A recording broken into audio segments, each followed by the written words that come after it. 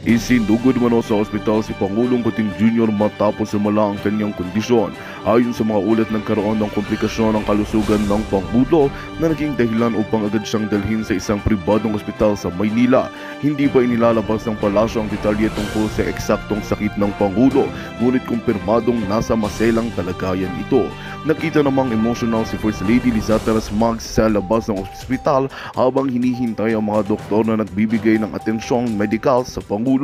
Ayon sa mga malapit sa pamilya, labis ang pag-aalala ng unang ginang para sa kanyang asawa at hindi umano mapigilang humagulgol sa labis na kaba. Nananatili naman sa ospital ang ilang mga miyembro ng gabinete at mga malalapit na kaibigan ng pamilya Kuting upang magbigay ng suporta. Sa kasalukuyan, wala pang opisyal na pahayag mula sa palasyo tungkol sa eksaktong kalagayan ng Pangulo. Patuloy na nakatutok ang publiko at umaasa sa mabilisang paggaling ni Kuting. Hinihikayat naman ng pamilya ng Pangulo ang lahat na ipagdasal ang kalusugan at agarang pagbuti ng Pangulo. At yan nga ang balitang ating pagkakatutukan. Ngunit bagong lahat, siguraduhin mag-subscribe at ihit ang notification bell para sa patuloy na pagtutok sa mga silap ng bagong balita sa tunay na boses ng masa.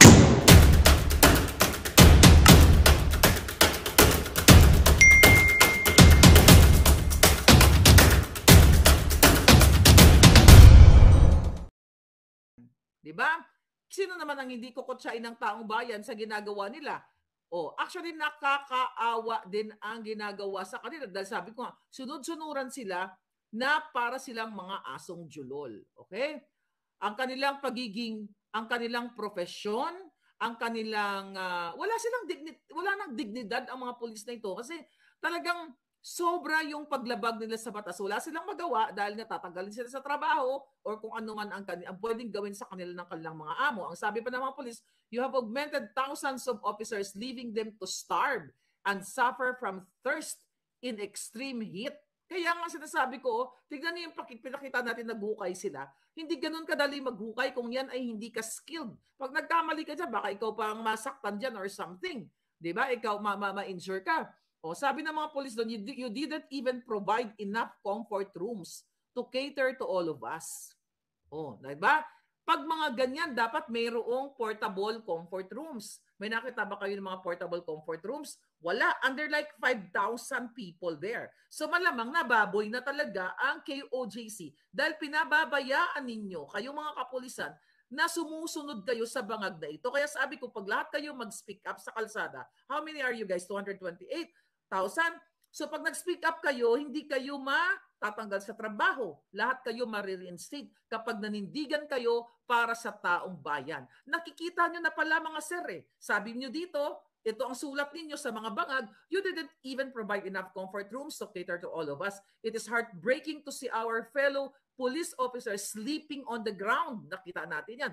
After being told to stand all day at their post. You even allowed civilians to wear police uniforms and conduct drilling activities inside the KOJC compound, which is a clear violence of Article 179 of the Revised Penal Code. Okay, nakita ninyo, mismo ang mga pulis umaalma sila, pero sir, hindi enough ang inyong mga sulat. For sure, naririnig nyo ako dyan. Minsan, pinaparinig tayo dyan sa KOJC compound, ano? Hindi enough yung sulat-sulat lang. Kailangan nyo ng aksyon.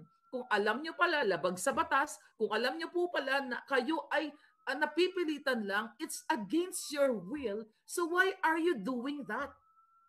Stay out from KOJC. You follow kung ano ang inyong nasa puso, kung ano ang alam nyong tama.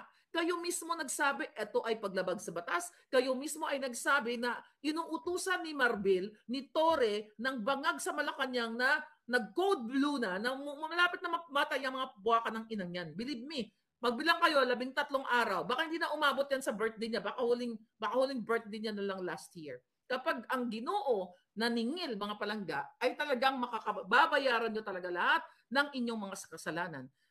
Mga sir, mga ma'am, kaya nga sabi ko, yung sinabi ni Inday na, wala pa siya sa spiritual level na yon to love her enemies. Ako din ganun. Pero sabi ko, nung nabasa ko to, mabuti na lang meron tayong mga KOJC member na may ganun silang maximum tolerance, maximum patience sa inyo. Kasi sabi ko nga, kung ako niyan, kinulam ko na kayong lahat. Nagkalahigda na kamo mga linti, kamutanan. Pero anyway, now I understand you. You have to understand me also, yung mga na-utter natin ng mga salta dito, dahil kasuklam-suklam ang ginagawa niyong pagsunod dito sa bangag. Tingnan mo, sir, ma'am, nagsapakan yung dalawa na airlift. Sinapak ni Kuting, sinampas pala ng cellphone dito. Ayon sa, nabasa ko ba kanina, sinapak ng cellphone na ni Bangag Jr. si Lisa Canas. Nag-anuan. Sila Bangag nga wala nga sa tamang katinuan. And you guys, PSG, ilan na ba ang na-witness yung umbagan sapakan? Nangako kayo na susumpa kayo sa flag, hindi susumpa. Nangako kayo, nunumpa kayo sa ngalan ng Diyos, sa ngalan ng bayan, sa ngalan ng flag ng Pilipinas, na puprotektahan nyo ang Pilipino at ang Pilipinas. Hindi yung bangag. And there you are now, mga police officers. You have to speak up. Join us. Huwag kayong matakot na matanggal kayo sa trabaho. Hindi kayo tatanggalin. 228,000 kayo. Ano mangyayari? Abolish na yan. PNP na yan. Well, kung ganyan lang naman ang ginagawa nyo, na against your will, alam nyo, by doing that, na mga bagay na panggigipit, panggugurgur, pangsisira ng mga propriedad, pagmamalupit sa mga estudyanteng na apektuhan ng kanilang pag-aaral, para akong pinapatay ng dahan-dahan. At ayokong mabuhay sa mundong ibabaw na gumagawa ako ng isang bagay na against my will dahil lang pinoprotekta, dahil lang takot ako mawalan ng trabaho. 'Di ba? Kinuwento ko na sa inyo nung ako ay kabataan pa, na nung ako ay medrep, na ang politika malupit, 'di ba? Nakwento ko na 'yan na ang aking district manager galit na galit sa akin dahil yung pala may ginagawa siyang korupsyon, ayaw niya ako isama kasi nakikita niya na very yung masyado kung anong tawag diyan, na observant, at talagang syempre gusto mo matuto ano ginagawa niya, so natatakot siyang malaman ko na nagnanakaw siya sa opisina. So dahil, at yung mga ibang kapwa ko rep, syempre mas matagal sila sa akin, pinagkakaisahan ako ng iba. Yung kasundo ko lang nun, 2, 3, yung kabatch ko. Anyway, fast forward, this is about, yung sinasabi ko na, di bali nang magtinda ako ng puto o ng kutsinta, favorite ko yun, di ba? Huwag mo lang yurakan yung aking pagkatao, o huwag mo lang akong utusan na kumain ng tae against my will. Katulad po ng ginagawa nyo. Anong ginawa ko noon? Kung nalala ninyo ang vlog ko. Di ba? Every 15 days may conference, may regional meeting kami, yung mga ganyan-ganyan. Di ba? So nagpapagalingan kayo sa entablado. So nagtirahan kami ng bonggang-bongga. That moment, nung meeting namin, ang sabi ko dun sa friend ko, I have to speak up. Sabi ko, I have to speak up. Hindi po pwede porque baguhan tayo sa kumpanyang ito, ay binababoy tayo ng district manager niya to. Tapos sabi niya, Claire, bago pa lang dito, baka matanggalan tayo ng trabaho. No, sabi ko ng ganun sa kanya, di matanggalan ako, matagal ng trabaho, kasi naman mamuhay tayo, mag-work tayo sa ganito klaseng environment. Sabi ko, I have to speak up. So yun na nga, nung ako na sa stage air, nagdadadakdak na ako ng bongga-bongga at ibinuking ko siya, yung aking district manager. But during that time, ready na ako na mawalan ng trabaho. Meron na akong resignation letter during that time para pag sinabi ng boss ko, okay, we don't like you anymore because you're this, you're that. Ang sasabihin ko sa kanya, okay, actually you don't need to fire me. Here's my fucking resignation. Diba? So yung gano'n, diba? Kinuwento ko na sa inyo. Real story yun. Kayo mga nakafollow sa akin 2015, alam nyo ang kwento niyan. Si Ma'am Parvina, alam niyang kwentong yan. At kayo mga palangga. So ano nangyari doon? So yung boss ko, dahil nakita niya sabi niya, okay, I will just transfer you to another district because I see potential in you. O diba? So naglumaban ako. O di ako natakot na mawalan ako ng trabaho. During that time, ang starting sweldo ko is 12,000 plus commission. And that was 30 years ago. No, 24 years ago. 24, 25. So, ano yung lesson ng kwento ko? Nanindigan ako, kahit magutom ako, with my personality, sabi ko, hindi ako magugutom. Kahit maging minero ako, gagawin ko yan. Kahit mag-construction worker ako, kaya ako magbuhat ng mga ganyan. Kung wala ka na talagang mapuntahan. So, eto yung sinasabi ko sa inyo, mga kapulisan. Di ba? Now, sabi nyo dito, ituloy ko lang po yung kanilang message sa mga bangag. It troubles us to see a fellow officer placed in such a difficult position where obedience to order is at odds with both legal standards and ethical considerations.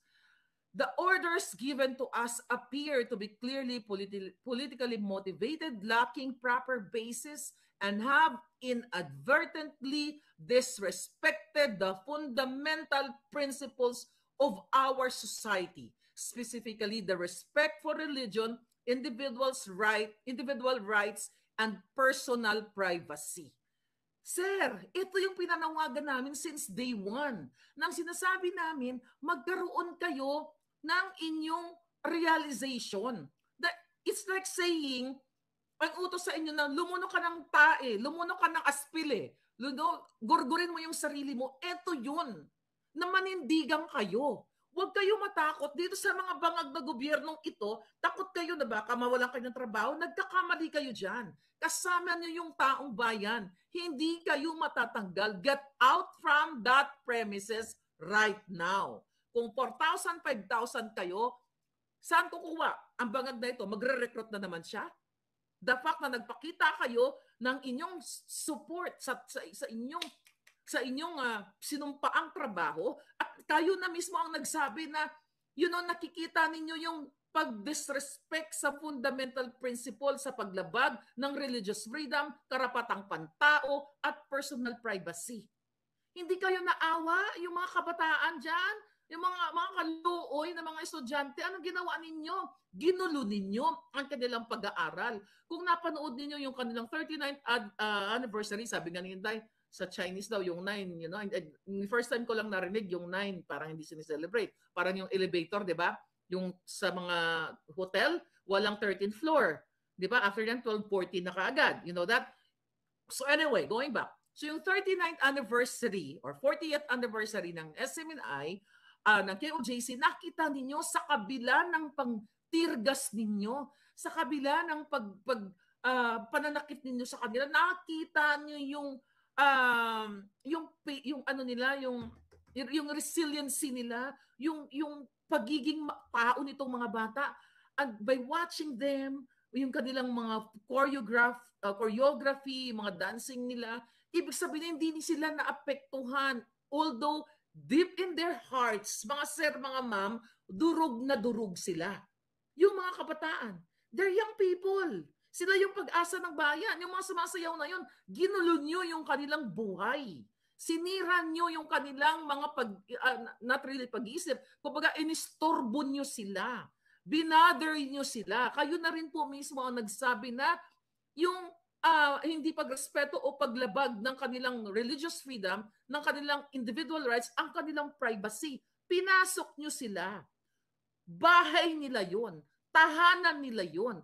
Ang binigay lang sa inyo ay arrest warrant. Wala yung inyong tinatarget. Diba? Ang inyong tinatarget, nasa langit, sabi nga ni Inday Sara.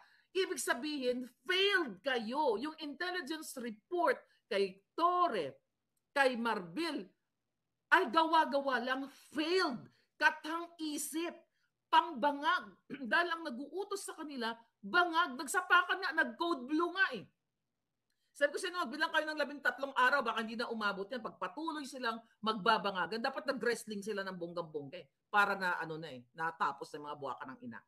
Diba? So nakikita ninyo, I'm talking to these police officers and even the military o Navy, whoever you are. Nakita nyo na pala na, ayan, nagsalita na kayo. Sabi pa nila dito, it is obviously an excessive use of force to have thousands of police officers tasked to arrest an unarmed pastor. Exactly. From 1,000, siguro nag-start sila from 2,000, 3,000, at now 5,000. Yung sa 44, nung panahon ni Noynoy, di ba? 44 lang yun. Di ba? Ito, ang tinarget pa doon ay terorista. Manggugurgur talaga. Ito, tinatarget nyo isang tao lang. Si Pastor Kibuloy, at hindi pa siya, at siya ay kilala as pastor, as preacher, not as bang. Tapos 5,000. Kasi ang purpose nito, ang layunin nito mga kababayan, it's not really para hulihin si Pastor Kibuloy. Kasi alam na mga buwaka ng inang ito kung nasaan si pastor. Ako alam ko. Okay? Nasa langit, sabi ni Inday. But seriously speaking, alam ni Bangag, ni Lisa Tanas, at ang kanilang mga kasabwat kung nasaan si pastor. Okay? Yan po ang katotohanan. Yung ginagawa nilang paghukay dyan, pananakit, yan ay trip lang ng mga bangag kasi November pa lang, sinabi ko na po sa inyo yun. November 18, balikan nyo yung vlog ko, na aagawin, nanakawin ni Lisa Tanas, ni Bangag Jr. ang KOJC. Kakansilin ang SMNI franchise, di ba? Sinabi ko na yun. Saan galing yung information na yun? From Puting Ahas Inside. The same puting ahas, mga puting ahas na nagbigay sa atin ng information 7 hours ago na nagsapa ka, nagbugbugan si Lisa Tanas at si Bangag Jr. at nag-code blue na o nag-blue at hindi makahinga si Bangag. Bakit hindi siya makahinga? Dahil sa sobrang galit niya at halo-halo na mix of alak, mix of pulburon. Ganun talaga. Kung ako nga, uminom lang ako ng 3 margarita nung birthday ni Rolando nung nakaraan. Tulog kagad ako. Hindi tayo nakapag-vlog. 3 margarita lang yan. How much more kung imimix mo ang alak, ang pulburon, at ang pagiging demonyo mo? Talagang mag-explode ka. Okay? Magko-code blue ka. Kaya sabi ko nga sa inyo, ang karma, sabi nga pala ni Inday, hindi ako, ang karma sa Ginoo, dili gyud magsaba. Ibig sabihin, ang karma ng Diyos, di ba? Ay hindi yan magbibigay ng warning kung kailan darating. Pwede ngayon na, mamaya, bukas makalawa, o 2 days from now, 1 day, 1 month, or a year from now. So yan ang ibig sabihin yan, mga palangga. Pero dahil likas na bangag itong mga hinayupak na to, kaya napakabilis ng boom, di ba? Code blue, sila mismo nagdi-destroy na sila sa sarili nila. Wala na kayong wala na kayong kailangan gawin eh. Sila nagbubugbugan na. Kasi ang tumatakbo sa bangag, sa authenticated bangag na ito, ang tumatakbo ay chemical substance, which is nakakasira sa kanilang dalawa, nakakasira ng pag-iisip. Ang itatrust nyo ba ang inyong kinabukasan ng inyong mga anak sa isang bangag na walang pakialam, kahit nagbubugbugan sila, nagchuchuk-tsakan, nag-orgy, nagsiswing, diba? Swinger everything, kasi they don't care about you. Bakit they don't care about you? Wala na nga po sa tamang tornilyo. Diba? Yan ay nilamon na ng chemical substance. Kaya nga gumaganon-ganon na ang gago. Kaya pag tinanong mo kumusta ang reaksyon ng ang impact ngayon ng bagyo, ang problema lang kasi yung hangin malakas. Bulag bang po baka ng Genemis na yan? Yung baha umapaw na 2nd floor, 3rd floor. Ang mga kotse nyong inutang nyo pa. Pareho lang naman tayo nangungutang palangga, hindi ka nag-iisa. Okay? Yung mga kotse nyong hinuhulug-hulugan ninyo, lumubog sa baha. Inanod ang mga appliances ninyo, nilunod sa baha. Ngayon, bangag pa rin kayo? Gusto nyo pa rin supportan si Bangag Jr.? Hindi yan natural calamity lang ang reason. Kaya nga tayo may gobyerno para ma-prevent ang severe damage sa mga taong bayan. Kung ganyan ang inyong reasoning, ikaw Marika, tumigil ka kasi bumabagyo din naman sa Japan, umulan din naman sa China. Di ba recently, kayo mga bangag, kayo mga supporter ng bangag, mga trolls, tuwang-tuwa kayo nung binaha yung China. Pero nakarecover sila kaagad. Kayo, nakarecover ba kayo? Shout out kay Melvin, sa kaibigan ko. Nagbe-bake siya. Okay, nagbe-bake siya. Sabi niya sa akin, Miss Marlica, sabi niya, gusto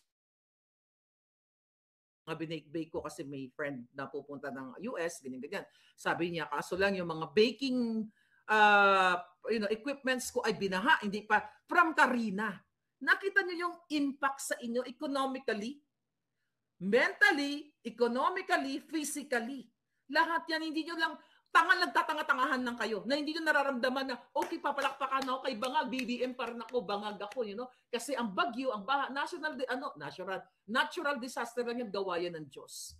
If that is your jutang genimis na reasoning, then dapat wala tayong gobyerno. Di ba? Dapat hindi kayo tinatanggalan ng taxes. Kasi yun ang reason ninyong pambangag eh. Huwag natin sisihin si Bangag. Kasi yung baha na yan, hindi naman niya ginusto yan. Nagawa ng kalikasan. See? You validate your Bangag brain. Kung ganyan ang reasoning nyo, dapat wag silang kumuha ng pera ninyo. Hindi sila kakaltas ng taxes ninyo para sinasabi na pupunduhan ang flood control, 5,500, 1.4 billion a day, tapos babahain lang kayo. Nakita nyo, mga palangga? So yan yung sinasabi ko sa inyo. Ang dami yan. Diba? Diyan pa lang tayo sa baha-baha na yan. Hindi ba kayo naaawa sa sarili ninyo? Na every time na lang, although sinasabi yung mga Pilipino, ang mga Pilipino, masayahin yan, kahit may baha, nagiinuman pa. Kaya nga, sinasamantala kayo eh. Sa Amerika, minsan nakukornihan ako. Okay? Ang tubig, ganito lang, akala mo may dilubyo na. Taga-Amerika, alam nyo yan. I'm talking dito sa California kasi bihira kasing umulan dito at talagang magbaha ng bonggang-bongga. Few months ago, may bumaha sa Long Beach yata. Akala mo ang mga tao parang huling, para akala mo bumaha lang ng ganitong klaseng bahas. Pumasok lang konti doon wala pa sa bahay, sa Ugsaran pa lang. What is Ugsaran? Oh my God, Ugsaran is doon sa harap ng bahay, 'di ba? May backyard doon sa harap, 'di ba? Front yard, okay? Doon sa front yard nila o sa porch nila, ganito lang akala mo katapusan na ng mundo. You know? Pero kayo, okay lang kasi tayo mga Pilipino, we are very resilient. You know, itinatawanan na ng baha. Kaya kayo inaapi ng gobyerno nyo. Kaya kayo pinababayaan na ang Pilipino okay lang na magkasira-sira ang mga kotse, okay lang na tumaas ang mga bahay ninyo, masira ang mga picture ninyo, mga appliances kasi grabe ang inyong resiliency. Really? You really want to live like that for the rest of your life, your anak and your kaapu-apuhan? Pwede tayong mag-improve. Pwede tayong hindi makaranas ng baha. Kung yung mga flood control na sinasabi ni Bangag na code blue na, 'di ba? Na I hope tuloy-tuloy na nga sabi ng mga palangga ko, ay ilagay sa tamang pondo. 1.4 billion. Maghanap kayo. Ang pinakabaha na naalala ko, pinaka-typhoon na naranasan ko growing up, Typhoon Undang. Okay, 1980s yan. Okay? I don't know kung sa probinsya ako noon. Then, was it yung Ondoy? Wala na yata ako dyan. Kailan yun? 2009. Wala na ako dyan sa Pilipinas. So, yung may mga baha pa dati. Pero hindi ganyan. Hindi ganyan nalagpas tao. Nung ako'y nag-aaral sa University Belt, ang naabutan ko ba mga hanggang boobs. Nalala ko yun kasi naglalakad kami, nagbo-board ako, basta yun, hanggang dito. Pero hindi lagpas tao. May mga lugar na lagpas tao, pero ang punto de vista ko dito, lalo na sa Maynila, yung mga lugar na hindi mo akalain na aakyat sa second floor, third floor ang baha, ay binabaha. At hindi mo pwedeng sabihin na buwak ka ng inang climate change. Stop that crap. Stop that BS. Pang-bobo yan. Nabasa ako kanina. Sabi na, pang-bangag yan. Anong buwak ka ng inang climate change na yan? Climate change? Ang usapan natin, baha. Bakit bumabaha? Asaan ang flood control? Diba? Kaya nga kung ganyan ang tirada ninyo, then stop getting taxpayers' money o people's money. Buisit, ang pangbobo mga buwaka ng Genemis, sarap na tusukin ng yun nga. Tusukin na makalimutan ng mga ihodipunggol. Okay, ito. Ano sabi po ng mga kapulisan? Okay, di ba sinabi niya, it is obviously an excessive use of force to have thousands of police officers tasked to arrest an unarmed pastor as officers of the law. Sabi to ng mga kapulisan na nandoon sa loob ng KOJC. And congratulations to all of you. Ang nag-initiate nito, at least may balls kayo. But this letter is not enough. You have to get out and speak up together. Yan, pumunta kayo sa Maisog Rally o sa Liwasang Bonifacio. Di ba? Pumunta kayo dyan mga sir, huwag kayong matakot nang mawalan kayo ng trabaho. Ako nga babae, punyeta, makakakuha kayo ng trabaho at hindi kayo matatanggal dyan. Temporary lang, sige, paparusahan kayo ng mga bangag, but at the end of our fight, very, very soon, laban sa mga bangag, mari-reinstate kayo. Ulit-ulitin ko, sir, mga ma'am, nakakarinig sa KOJC compound, mari-reinstate kayo. Babalik kayo sa pwesto ninyo kung ipaglaban nyo ang tama, ang batas, ang prinsipyo, sabi nyo nga, fundamental principle na nilabag ninyo dahil sumusunod kayo sa inyong mga bangag na taga-kumpas. Mari-reinstate po kayo. Okay? Sabi pa nila, as officers of the law, sabi ng mga polis, we are sworn to uphold not only the letter but also the spirit of the law. Alam nyo pala eh. Di ba? Hindi lang yung mga litanya ng batas, kundi yung what?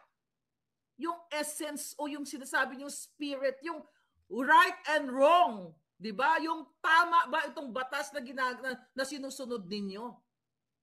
This is ensuring that our actions, even when following orders, do not infringe on the rights and dignity of those we serve. We must also ensure that our integrity remains intact as it is the cornerstone of the public's trust. Yung mga inyong mga sinasabi ninyong mga officers ninyo, they don't care about dignity at all. Wala po silang dignity. The moment na sumunod sila kay bangag na nag-code blue kahapon, na sana sabi nyo nga matuluyan na, at kay Lisa Tanas, wala po silang dignity. Paano magkakaroon ng dignidad ang mga tumitira ng pulburon? Paano magkadignidad si Abalos? Gumaganyan. Paano makapagkaroon ng dignidad si Gibo Teodoro? Paano magkaroon ng dignidad si Marbil? Yung sa NBI, yung sa DILG sa inyo, wala silang dignidad. Nung sila ay nagpalabas sa media, pananagutin natin ang mga nag-share ng video na si Kuting ay bumabangag dahil ito ay deepfake. Maglalaan kami ng task force pulburon para hulihin namin ang mga nag-share. At all across social media, baka 50 to 100 million dahil yung iba pinatatanggal nila. At makikipag-ugnayan kami sa Amerika para hulihin, panagutin ang mga nag-share. Kaya sabi ko, ako yung nag-share. Wala silang dignidad. Ibig sabihin, duwag. Walang balls. Bakit sila duwag at walang dignidad at nananakot lang? Kung nasa tama yung mga yan, putang ina. Kung ito ay deepfake, palangga, namamayagpag na sila ngayon sa press conference na Maharlika, kinasuhan na, nakipag-ugnayan sa Amerika, sabi ni Uncle Sam, ganito, ganyan. Bakit wala? Kasi sinungaling ang mga bangag. Gusto kayong takutin. Mahirap ba intindihan yan? Isang buwan na mahigit?